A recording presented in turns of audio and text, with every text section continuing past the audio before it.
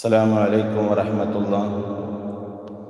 الحمد لله والصلاة والسلام على أشرف المرسلين وعلى آله وصحبه أجمعين أما بعد. അല്ലാഹു സുബ്ഹാനഹു വ തആല നമ്മുടെ ഈ കൂടലും പിരിയലും ഒരു സ്വാലിഹായ അമലായി സ്വീകരിക്കട്ടെ.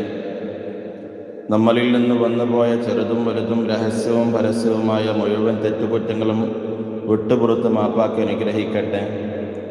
നമ്മുടെ കൂട്ടത്തിൽ നിന്ന് മരണപ്പെട്ടു പോയവരുടെ ഖബറിടം അല്ലാഹു വെളിച്ചമാക്കി കൊടുക്കട്ടെ.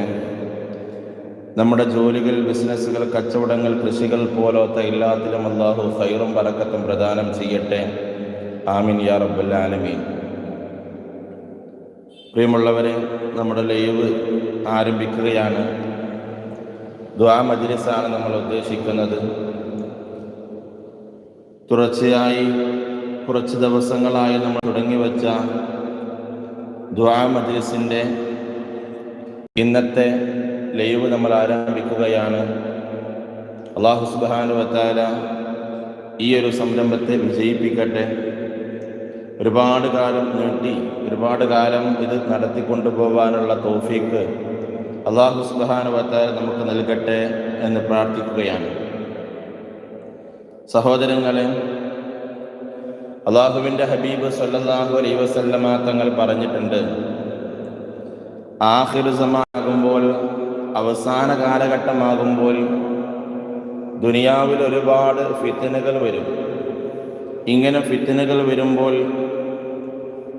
നിൽക്കുന്ന ആളെക്കാൾ ഏറ്റവും നല്ലവൻ ഇരിക്കുന്നവനായിരിക്കും.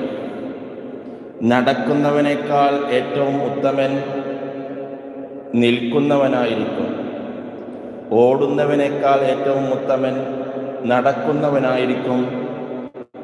നിങ്ങൾ ഒറ്റക്ക് ഏകനായി ഇതിലൊന്നും പങ്കെടുക്കാതെ, ഇതിനെയൊന്നും ഗൗനിക്കാതെ നിങ്ങൾക്ക് നിൽക്കാൻ കഴിയുമെങ്കിൽ അങ്ങനെ നിൽക്കണം. അല്ല എങ്കിൽ ആ ഫിത്നയിൽ നിങ്ങൾ പെട്ടുപോകും എന്ന് ഹബീബുന റസൂലുള്ളാഹി സ്വല്ലല്ലാഹു അലൈഹി വസല്ലമ തങ്ങൾ നമ്മെ പഠിപ്പിച്ചിട്ടുണ്ട്. ഈ ഹദീസിന്റെ വെളിച്ചത്തിൽ നമുക്ക് മനസ്സിലാക്കാൻ സാധിക്കുന്നത്, ആ ആഖിർ സമാനിൻ്റെ ഒരു കാലഘട്ടമാണല്ലോ ഈ വന്നിരിക്കുന്നത്. നമുക്കറിയാം, നമ്മുടെ നാട്ടിലൂടെയൊക്കെ ഇന്ന് ഒരുപാട് ഫിത്നകൾ നിറഞ്ഞ കാലമാണ്.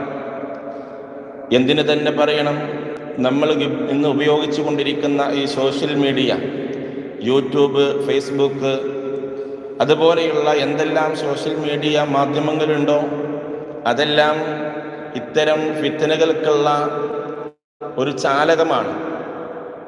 ഈ ഫിത്നകൾ ഇതിലൂടെയൊക്കെ നടക്കുമ്പോൾ നമ്മൾ ചെയ്യേണ്ടത് മിണ്ടാതിരിക്കുക. അവിടെ നമ്മൾ മനസ്സിലാക്കേണ്ടത്, ഇത്തരം ഫിത്നകൾ ഉണ്ടാകുന്ന കാര്യത്തിൽ നമ്മൾ അകപ്പെടാതിരിക്കുക. ഫിത്നകൾ ഉണ്ടാകുമ്പോൾ അത് ആ ഭാഗത്തോട് നടന്നോട്ടെ, നമ്മൾ അതിലേക്ക് ശ്രദ്ധിക്കാൻ പോകരുത്. അത് എന്തോ ആവട്ടെ. നമ്മൾ ഉദാഹരണം, യൂട്യൂബിൽ ഫിത്നകൾ ഉണ്ടാക്കുന്ന രീതിയിൽ ഒരു വിഭാഗം എന്തെങ്കിലും പറഞ്ഞാൽ അത് കേൾക്കുവാനും അതിനെ അടുത്തതായി അവർ എന്ത് പറയുന്നു എന്ന് പ്രതീക്ഷിച്ചിരിക്കുവാനും, അല്ലെങ്കിൽ അതിനെ ഫോളോ ചെയ്തുകൊണ്ട് മറ്റുള്ള ആളുകൾ എന്ത് പറയുന്നു എന്ന് കേൾക്കാനും നമ്മൾ നിൽക്കരുത്. നമ്മൾ ഈ സോഷ്യൽ മീഡിയയിലൂടെ തന്നെ ഉസ്താദുമാരായ ആളുകളും മറ്റുള്ള ആളുകളൊക്കെ നല്ല ഇൽമുകൾ നമുക്ക് പറഞ്ഞു തരുന്നുണ്ട്. അങ്ങനെയുള്ള ഇൽമുകൾ കേൾക്കുവാനും പഠിക്കുവാനും നമ്മൾ തയ്യാറാവുക. സോഷ്യൽ മീഡിയയെ വേണ്ടാത്ത വൃത്തിയിലേക്ക് കൊണ്ടുപോകുന്ന ഒരുപാട് ആളുകളുണ്ട്. അത് നമ്മൾ ശ്രദ്ധിക്കരുത്.